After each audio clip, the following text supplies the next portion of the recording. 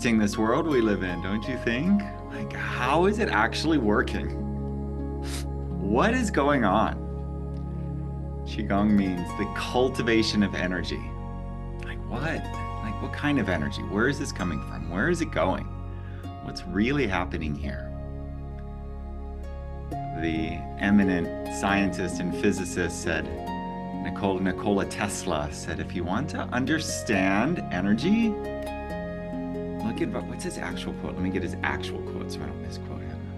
It's very, very famous. Does any of you know it? Understand the universe. Is that it? Yeah. If you wish to understand the universe, think of energy, frequency, and vibration. If you wish to understand the universe, think of energy, frequency, and vibration. So this is the world that we're exploring with Qigong. Energy, frequency, and vibration. Everything is vibrating. Your body is slower than your mind. It's like slowed down energy frequency, slowed down life frequency. When you come into the day feeling upbeat and great, your vibration is high.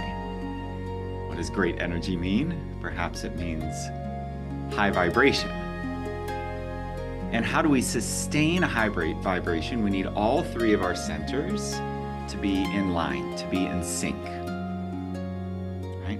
When you pedal a bike, you've got a gear in the front, you've got a gear in the back, you've got a chain between them. You're doing some work on the front pedals and the back wheel turns. Does that make sense? We're not riding the bike by reaching down and pushing the back wheel or pushing the front wheel.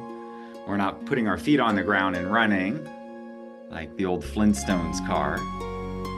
We're pedaling some pedals, and there's a chain, there's a link, and there's some mechanical advantage, and it's driving the back wheel. So there's two are synced up, the sprockets, all right, whatever they are, the front and the back, they're synced up from a chain. You're moving one, and the other one moves, right? You get it? So for us, we have three. We have our body center, we have our heart center, we have our mind, spirit. Shen, Qi, Jing. Three essential energies, three essential centers, and they can be kind of working on the same thing, focusing on the same thing, or they can be all somewhere else. They can be all different. So we're dissipating energy when the three energy centers aren't working. Have you ever been riding your bike and the chain pops off?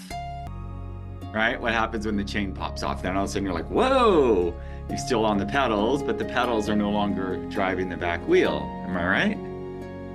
So do you keep doing the pedals and hoping that the back wheel just suddenly starts going again? No, you have to stop and resync them.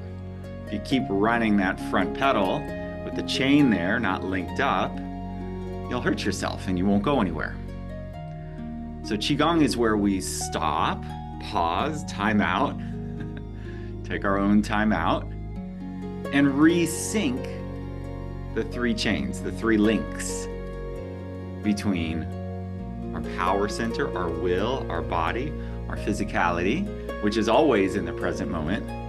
Have you ever heard anyone say, I want to be more in the present moment? Hello, newsflash, you are. Right? Body can't be anywhere but in the present moment. At least not as far as I know. So we need to sync them up. So when the body is doing one thing in the present, and yet your mind is thinking about other things, scattered, what have you, or your heart, you're disconnected from your heart, from the love that is your being, when one of the three of these isn't linked up with the other two, your energy is being dissipated. It's okay, it's life. It's what we're learning. It's what we're exploring. But your energy isn't being cultivated. We're getting drained. Have you ever had so many thoughts that you're like, whoa, I'm so tired of thinking? You know? There's the story of Eckhart Tolle. When Eckhart Tolle had his Satori or whatever happened to him, he was at the depths of like self-destructive depression, like the end. I know we've all felt like we've been close to that edge or known somebody who has. And he was at that edge. And his big epiphany came when he, declared to the universe, like, I can't live with myself. Right? That apparently was something like that. Was his shout, was his prayer, was his cry for help. I'm at the end.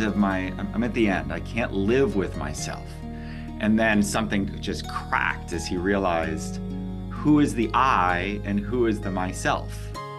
I can't live with myself.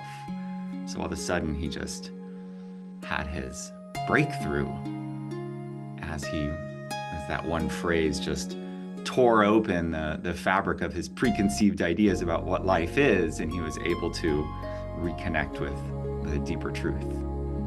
So that's what we're seeking to do. We're seeking to get ourselves synced back up, to get back in our right minds. And we do this through practices. Some people call these spiritual practices. I think of them as human practices. Our spirit needs no practice. Our soul needs no practice. Our soul has come down to earth for a moment in time, taken on this set of clothing, this body, to move through. Perhaps to be of service, perhaps to clear karma, perhaps for reasons we'll never understand. And yet it's said that we chose this. It's said that we made an agreement to leave the loca of eternal bliss, which some people say is where we actually still are, that we're fully being avatared. Not my direct experience. I very much experience being right here. If I'm being avatared by my soul in some other dimension, that's news to me, but some people say that. But we came down here, and here we are. We're in this body, and we have this tether. We have this connection to something else that we feel, that we sense. So how do we reinforce our felt sense of this tether, of this link? How do we step into that more fully? Well, one thing that we can do is we can practice. What are we practicing? Tuning up again and again and again. Putting that chain back on the sprocket of the body center, through our moving, through our stretching, through living our realizations in our life, establishing boundaries, our honest yeses, our honest nos, living in integrity. This is how we align with the body center. What does it mean to be aligned with the heart center? Heart, the middle center, is the center of breath, of feeling, of emotion, of chi. We do our pranayama, our breathing practices. Stay connected to that breath, moving in down to the belly, using our intentional breathing practices that we've discovered to help us out.